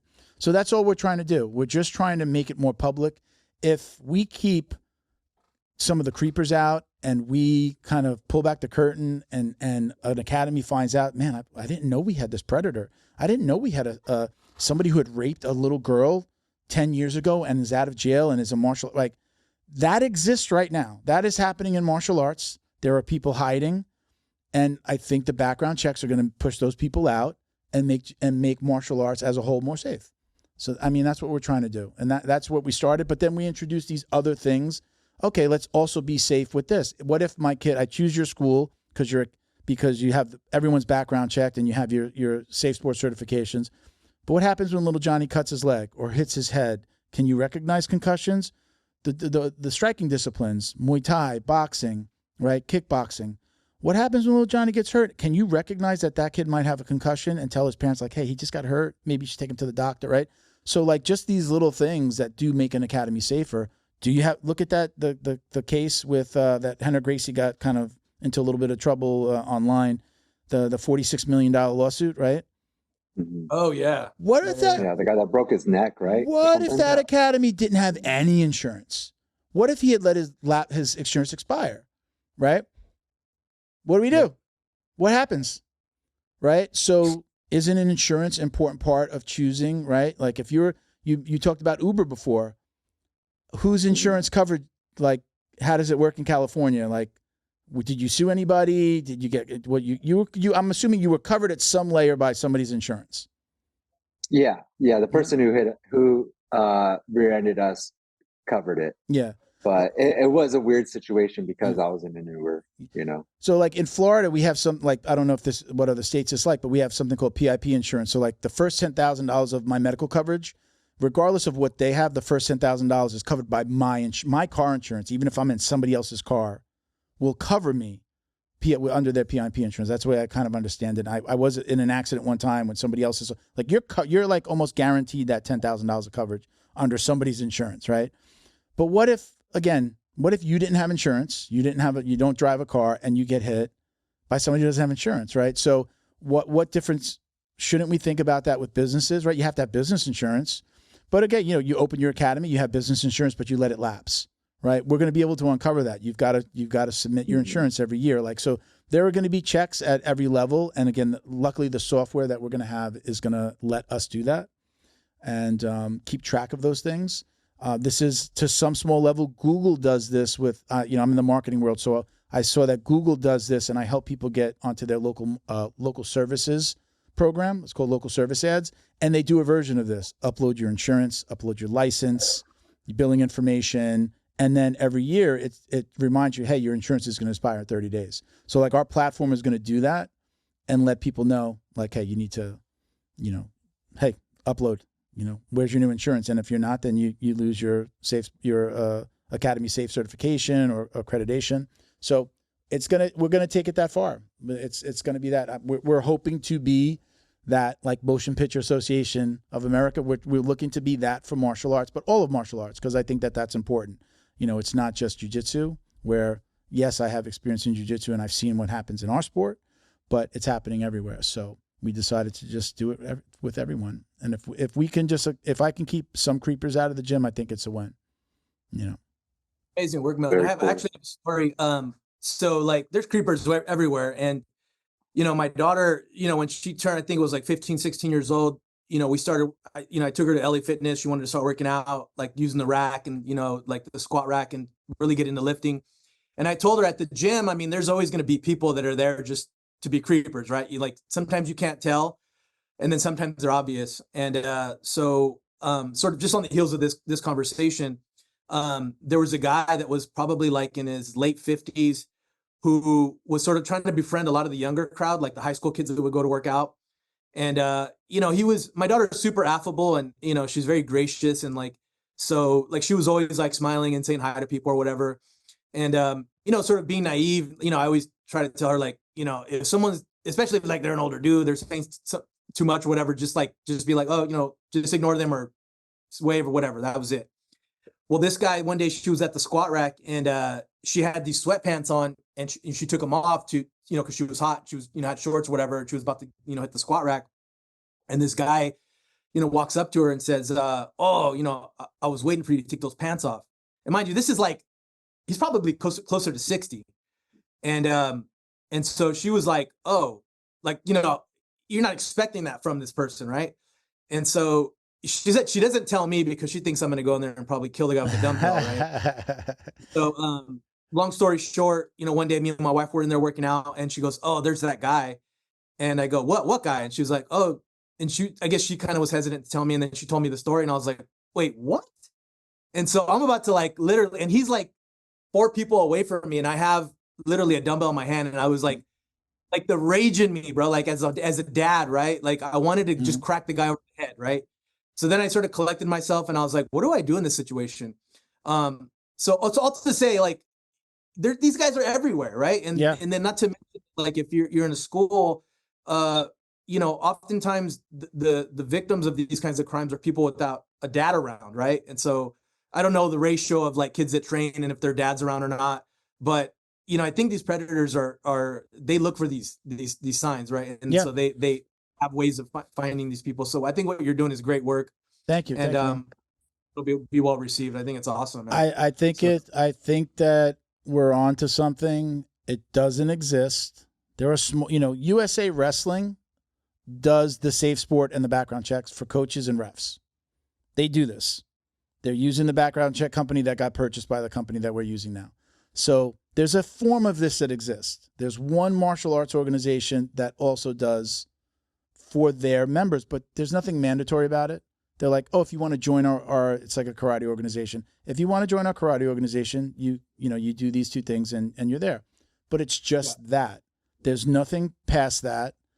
There's nothing that's like, hey, reporting agencies, like we put a resources page for like missing and exploited children and like different 800 numbers that you can call. Like, we want to not just be register you and then show the academies that are registered, but we want to give information. We want people to, we want to be like a resource and let people know this is at least a start of where you go if something like this is happening. And funny enough, I have my own LA Fitness story. There used to be a guy that used to like grab the youngest kids because I always used to go there to use the bags. Because if I was doing jiu-jitsu and like I didn't have a bag at the house, I would want to go hit the bags. And as long as there wasn't a class, you go hit the bags. And there was always this one guy, and it would be like there's like 6, 7 bags, so there would be a lot of like young kids, and there would be this guy that'd be like, "Hey, you want to hit pads?" He was like an old creepy guy, and he clearly didn't know how to like hold the pads. Like he didn't know anything, but he would always like go towards the kids, and I would just stare at him, make sure he knew that I was staring at him. I'm older, don't look like a kid. And I would just always give him that look like, I fucking know what you're doing. You're not going after any adults. You didn't ask me to hold pad. Like, you're clearly going after these kids. And, old, creepy, out of shape guy with like walking around, like, let me hit the, and like, yeah, like not clearly doesn't know what he's doing. And yeah, like you see it and you kind of know, you just know, like, we know, like but what do you do? But now imagine that was like a worker. Like, imagine that guy was employed, like the guy that did that with your daughter. Imagine he worked there. So he didn't just do it. That guy didn't just do that to your daughter. He's done that before. But imagine 100%. If he worked there and he's supposed to be there and he's there for 8 hours a day and it's just waiting like for target, right? Now carry that over into what we do. In jiu-jitsu, aren't we like in the most, I call it the most intimate of the martial arts, right? We're laying on top of each other. I was sitting on my training partner's head yesterday trying to get a Kimura. Like we're in some, Angie Overkill Angie Overkill from UFC, right? What's her name? Angie Overhill. What's her last name? Does anybody know? No. Angela Hill. They call her Overkill Hill, right? Angela Hill, UFC fighter. Okay. She just did a video. I just saw it yesterday with her and another girl rolling and like showing all of those like. They were making a joke like they're sitting on each other's heads, but smiling at the camera like they're making in front of like this intimacy that is jiu-jitsu. Like we wind up in some really fucked up positions, as guys and girls, right? For sure. So like now carry that over. You're an adult rolling with kids. I've called it, there's this in the mind of somebody who might be sick or doesn't, maybe has something beneath the surface where like he's just like, I don't see anything wrong with dating that 16-year-old girl. There's this perceived intimacy. You've just rolled with a child, maybe a girl, you're an adult male. There's this perceived intimacy, right? Like, well, we were just laying on top of each other, so maybe I can chat her up or maybe I can touch her arm or hit her on the butt, right? Like, there's this perception in the mind of somebody who's not healthy or a creeper, I can do this and it's okay. I believe my old coach, that was part of his problem. He was, he was revered And, you know, he's rolling with people, and I believe he's sick. He's admitted to me part of his problem. There's this perception that, well, this is okay because I was just laying on top of her. What's the difference, right? It's sick. It's not right. It's wrong. But there's this perception in the mind of somebody that's not healthy that is prone to do something like what that guy did to your daughter. It's just like, well, if she smiles at me, then it's okay. She's giving me the green light, right? Like, it's okay because she smiled at me and waved at me. I can say this. There's a perception of this, some type of intimacy that we share. Take that in jiu-jitsu. It goes so much further because we're literally touching each other. You're hitting a boob. Your nuts get hit, right? I mean, this is all stuff that happens to all of us, whether we're rolling with guys or girls, right? We know it. So I think that it's been worse, at least, I guess, being in jiu-jitsu, you hear about it, and it's been worse within jiu-jitsu because of that perception, because of that literal intimacy of guys and girls rolling together. It gets weird. Yeah. You know? Yep. So one of the unique things about jiu-jitsu as an activity is that, you're, you know, the same thing that makes it cool, which is that, like, us as grown men can sort of, you know, like, our inner child, like, with rough play and, like, just, you know, messing around, like, that you would never, what other activity are you going to be like that close to somebody trying to choke them out or whatever on top of them? On the other side of it, to your point, is that, you know, it could be much more sinister, where it's, you know, these environments where these kind of creepers can do all this stuff or whatever. So yeah, it's you know, I'll kind of going back to what you're doing is, I think, super critical for the environments, and I think is going to be a standard at some point, you know, as it grows, and, you know, I hope so.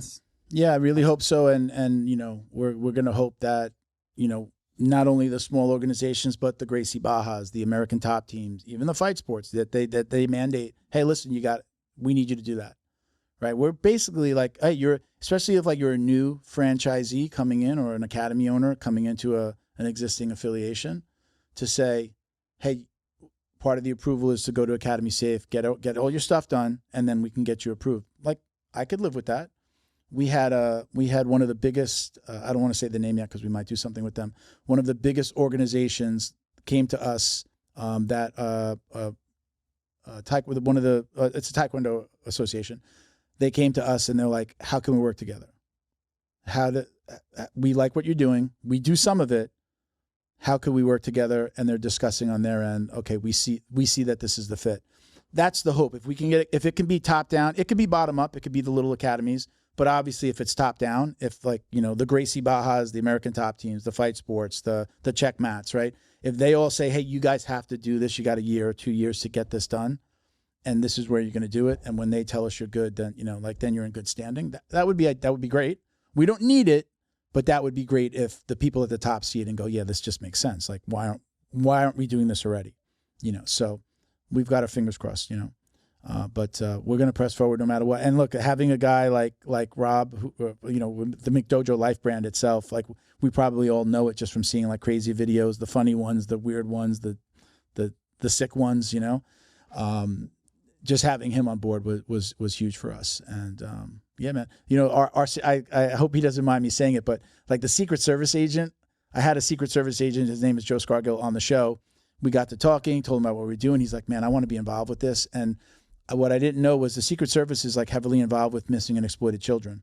At least, like, the organization for missing and exploited children is by his office in Jacksonville, but I believe the Secret Service is involved, right? They do like joint, you know, they work together, you know, on cases and things like that. And so this was just like, what do you need from me?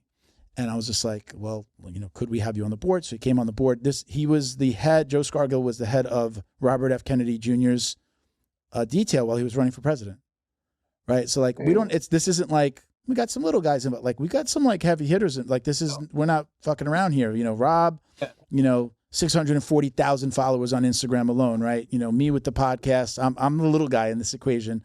But then, you know, a guy, a Secret Service agent who's that close to things like this happening to kids already, like, you know, seeing that. This is like, we're looking for more, like, you know, who else could we have involved? So, you know, we've got some spaces for some big guys to come in and, you know, like, hey, be part of this, advise us. What are we doing right? What are we doing wrong? What could we do better? What could you bring to the table? Could you, you know, what relationships do you have? So, or, you know, could you be an advisor to the board? Have you done something like this before? So we're, you know, we're still in our infancy phases. We just started this in July. It was like July 24th, I think. I registered the company, like, officially in, like, South Florida. We're in Florida, and we're August, September, October. By the end, in 3 months, we'll have a fully operational site doing this from an idea, literally like idea, logo to this. So I'm proud of it. It couldn't have done it without my marketing company, like being the staff of Academy Safe right now, which made it easier. The average person would have had to find the website company and find the logo guy, right?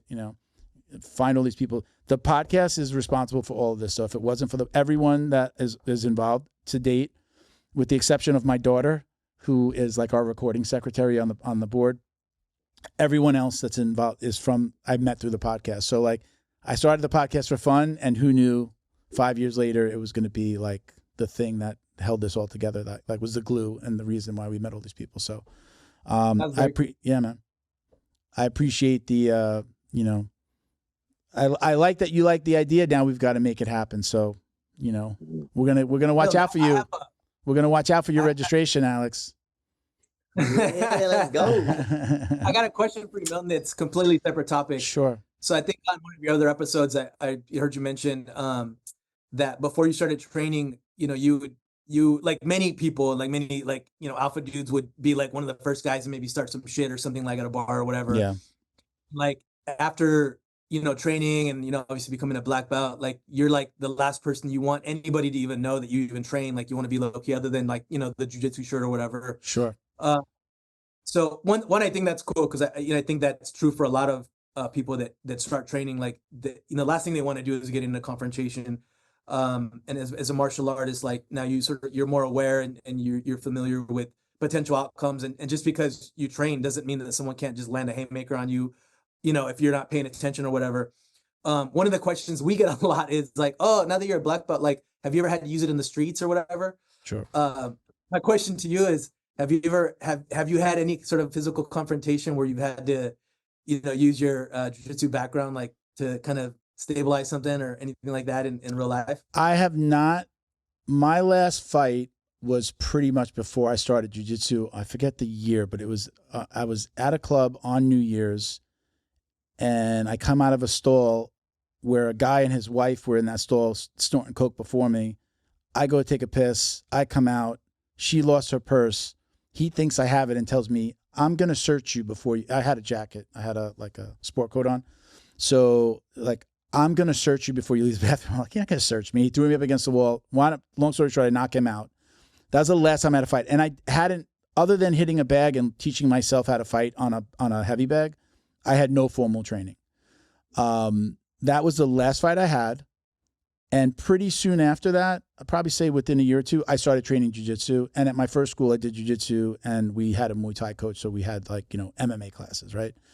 I have never gotten into another fight since that. 2 reasons. Number one, as soon as I started to learn to fight, I'm like, yeah, man, what if I hurt somebody and I might get in more trouble than that person, right?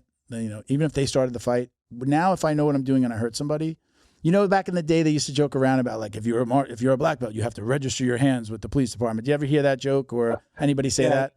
People actually still ask us that. Like, right? Oh, yeah. You had to register with the police department, the deadly weapon. Like not that, but I realized, oh, wow. Right. If I hurt somebody, now I'm the guy that knew more and they could lay the blame at my feet. And as, kind of I've owned businesses and did well in certain industries and buying and selling real estate. I'm like, I got a little bit of money. What if they sue me? I don't have money now, so nobody sue me. But being in that position of like, you have a lot to lose. Let's call it that, right? You have a lot to lose and you're like, I don't need to get involved. But it was training, knowing that I started to know, not that I was some badass and can kick everybody's ass, but just knowing that like, shit, what if I am that guy?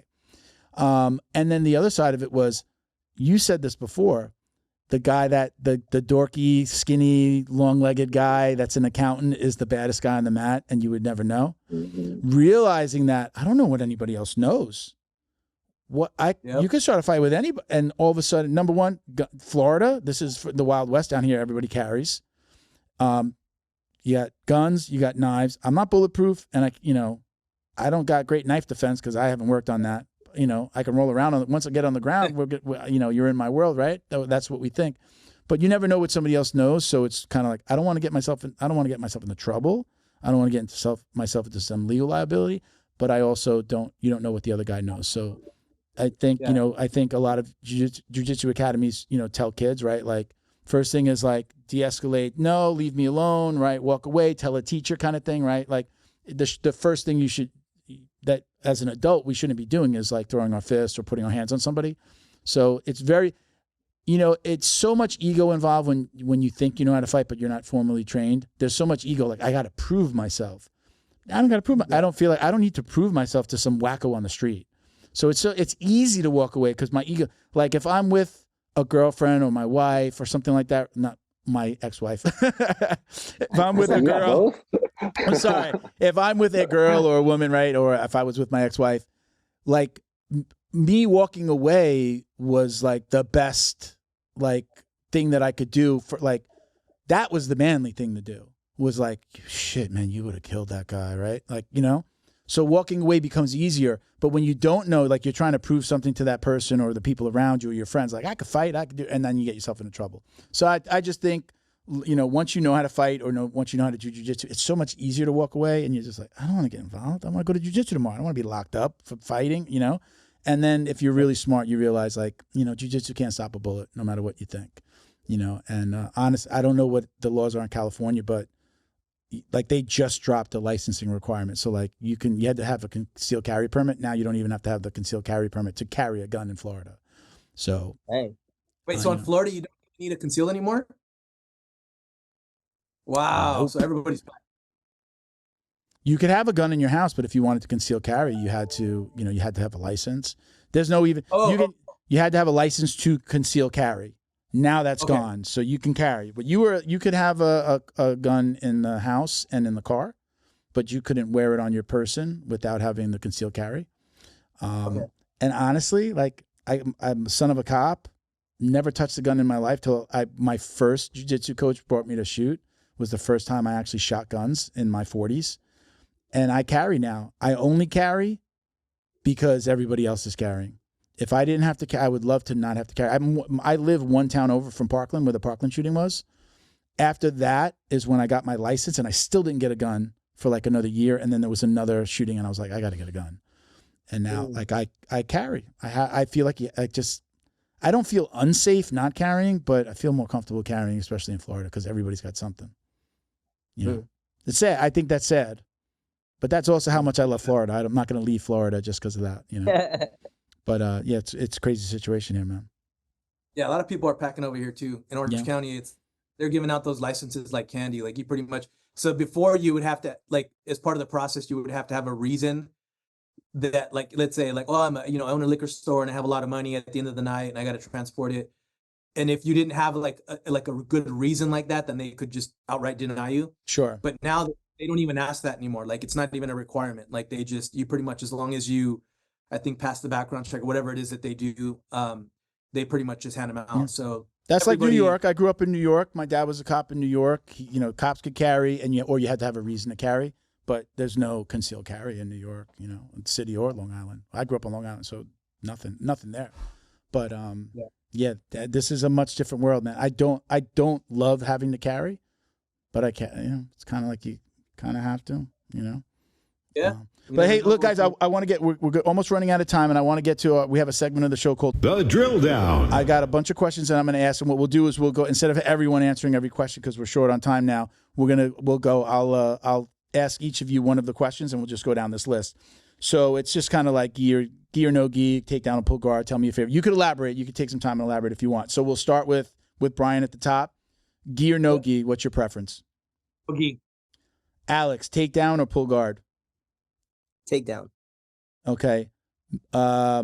James, music during rolling, yes or no? Oh, yes, definitely. What are the rules at your academy, Alex? You guys play music when you roll? Do you play music the whole time during class, or no music at all? We're banging. Yeah. Justin Bieber. Brian, it goes for Brian. Justin Bieber. All right. I'm gonna go around the horn here. Brian, if you're controlling the music, what are you listening to? Rage Against the Machine. Alex. I heard you say Justin Bieber. We'll take that. James, what are you listening to? Probably late 90s or early 2000s gangster rap. Yeah. Okay, Alex, back to you. Really, what are you really listening to what's your music preference? I like when I work out or rolling, I like the Wu-Tang. Okay. I'm going to go to Alex with this one. What's the most annoying thing that coaches do? Most annoying coach. I'm sorry. I meant to go to James. James, because you're the coach. I got one for you. I'm sorry, James. James, what's the most annoying thing that coaches do? Or what Alex does? Oh man, I don't know. That's a tough one. I'm going to come back to you. Alex, what's the most annoying thing that students do? Yeah, but That's me. I've mentioned that before. I'm that guy. Like, yeah, I can't do that because but I can't do that. My back hurts. yeah, that. And then they're like, just fucking do it the way I just told you, and it's not going to hurt. And then I do it in there, right? Or even like just not following in like super basic instruction. That's me too. That. that was me. I always had like, no, I just saw a video coach did. I was watching YouTube last night. This is the way you do it. Let's go again. We'll go around the horn on this one. Bryan, what would you be doing if you hadn't have found martial arts? Is there another sport you would be doing? I know you're a businessman, but what would you be doing if you hadn't found martial arts? Eating and I'd be a sloppy motherfucker. Yeah. Alex, what would you be doing? You're the coach. You're the jiu-jitsu is the business other than Raised by Lions, but what would you be doing if you hadn't found martial arts? That's impossible. It's in my blood, dog. There you go. Okay.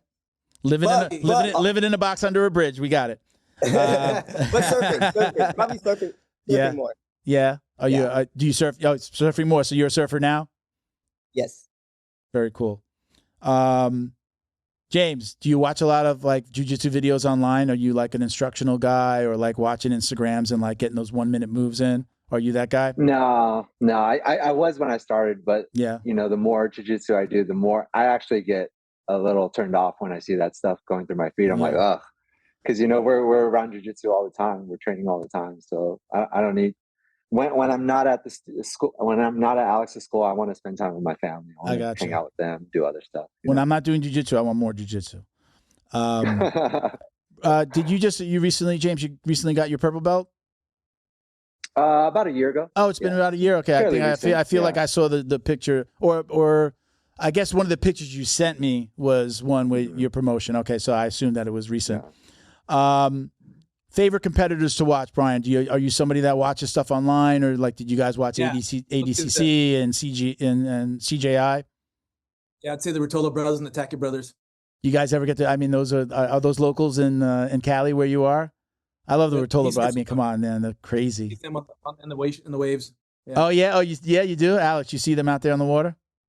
Yeah, they get out there. They get down. Yeah.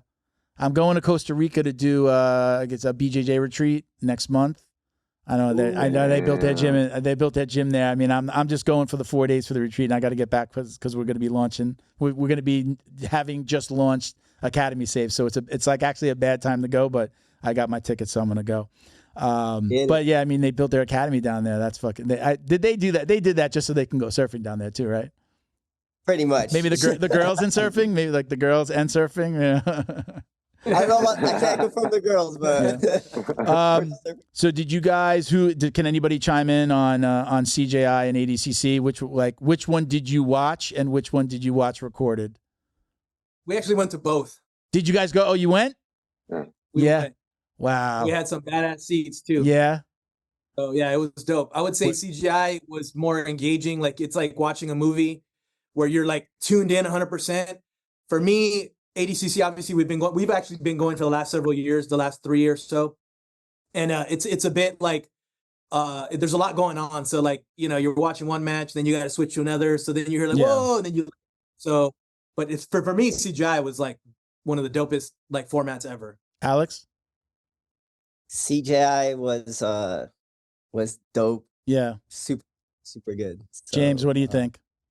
Same. ADCC is like sensory overload. There's too much shit going on. Yeah. But CJI was dope because I mean, I'll say we just fucking snuck down all the way. Yeah. And we had great seats, like Bryan said. So, and we didn't get up because we knew if we got up, we wouldn't be able to get those seats back. So we just stayed planted and fucking saw everything. I think Craig changed the game, and I know I shared something to one of the stories on one of our pages. That Mo is saying that they're going to do something in a smaller venue, more intimate, like not so many mats going. And Craig's like, hey, Greg, I wonder where you got that idea. You know, I love the alley though. The alley was the thing for me. The alley, you know, it stopped the ref. You know, there's no ref interruptions, right?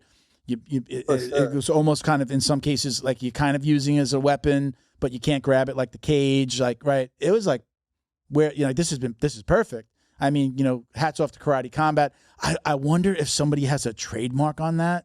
Like, did somebody like is that?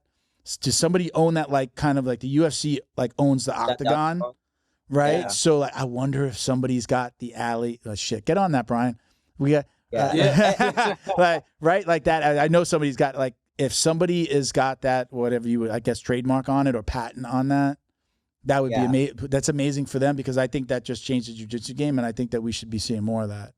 I know, and you know, I'm sorry. No. Go ahead, please. I was gonna say, and you know, even for like these big tournaments like ADCC, everybody wants to win, so like the actual fight get really interesting. But when everyone wants to win and there's $1 million on the line, like you could see the difference at CJI. Like, you know, I've been watching tournaments forever and a lot of events, and CGI made it a whole nother, like people were fighting harder, crazier. Like it was dope. You know? I think they absolutely changed the game. I hope that they're the ones that wind up like really taking this further. I hope that they can become a bigger organization.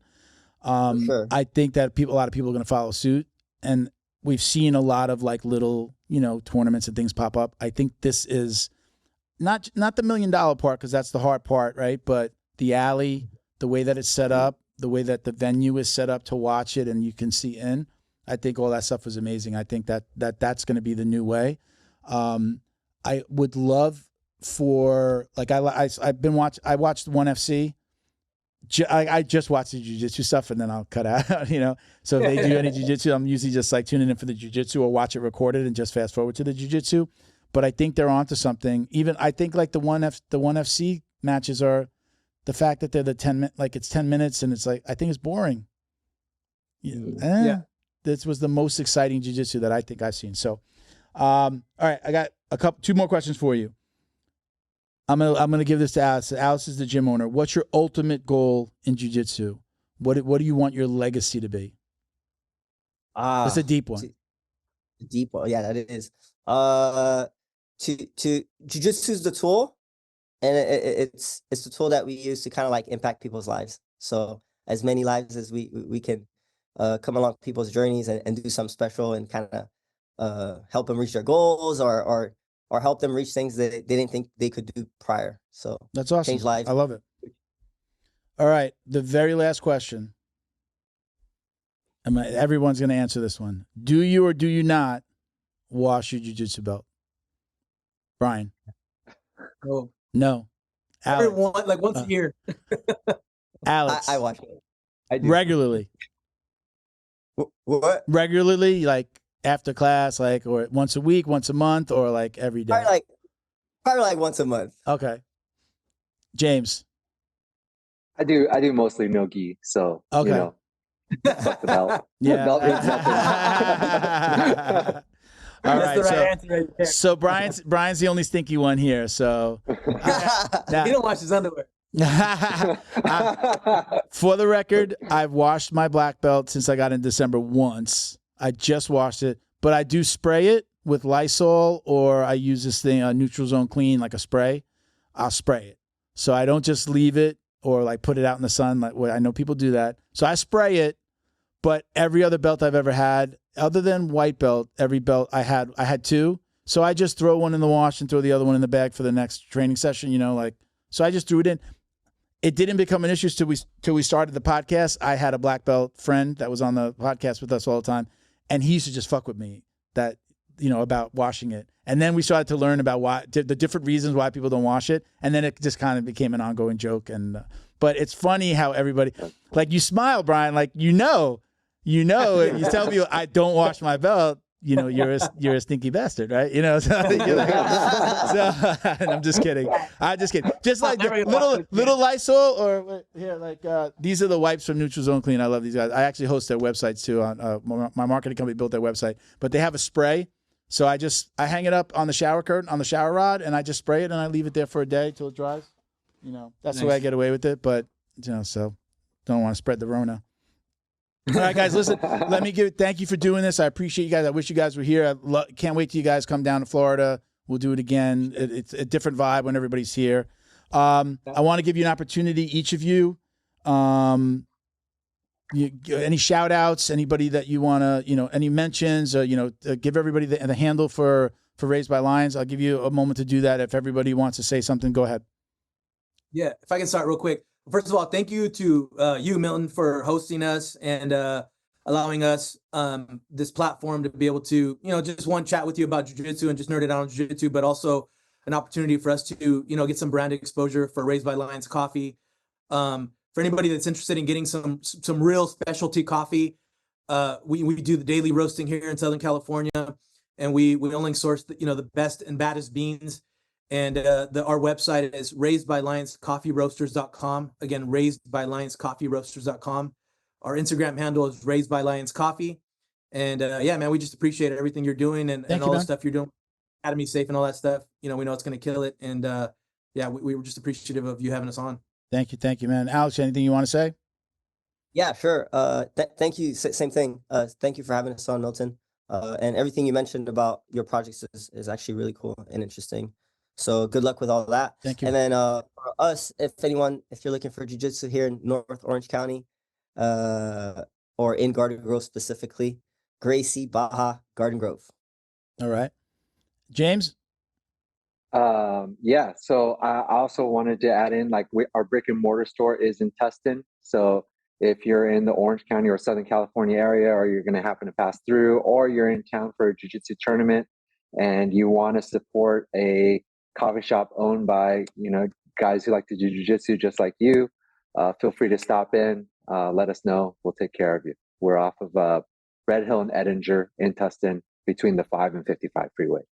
Unlock the power of your online presence with Black Belt Digital Marketing. Their reputation management program ensures your Google business profile seen by more potential customers. Black Belt Digital Marketing is your full-service digital marketing agency specializing in local SEO and reputation management. Boost your business today. Visit bbdigitalmarketing.com. Your success is their priority. Special thank you to the crew over at Flow and Roll for all their support. Flow and Roll is renowned for their incredible no-gi rash guards, shorts, and leggings. Flow and Roll has quickly become the premier custom apparel provider for academies big and small throughout the United States. Reach out today to discuss your custom order and ask about their incredible pre-order program. You can send an email to flowandroll@gmail.com or visit their Instagram @flow_n_roll and shoot them a direct message. And yes, they can create an awesome custom gi for your academy as well. Visit flowandroll.com to check out their awesome designs, and remember, you'll get 20% off your purchase of t-shirts, rash guards, or gis with code JJD. All right, guys, listen, I want to have you hang out for a second because we're going to take a couple of pictures against this for promo, against the TV. We'll put you here, and Christian's going to come over and take some pictures. Let me just give a couple of quick shout-outs. This is real short. Shout out to BioPro, bioproteintech.com. You get $30 off with code JJD. The Jiu-Jitsu box is back. They're sponsoring the show and working with us on Academy Safe as well. You can check them out at thebjjbox.com, and you get 20% off your first order with code JJD20. I was not saying off of your first order for the last couple of shows, so sorry about that, everybody. Check us out at Jiu-Jitsu Dummies for all the ways to watch, listen, and support. My personal IG is Uncle Milty BJJ, and that's it. Thank you for watching, everybody. Peace, love, Jiu-Jitsu. Whoosh.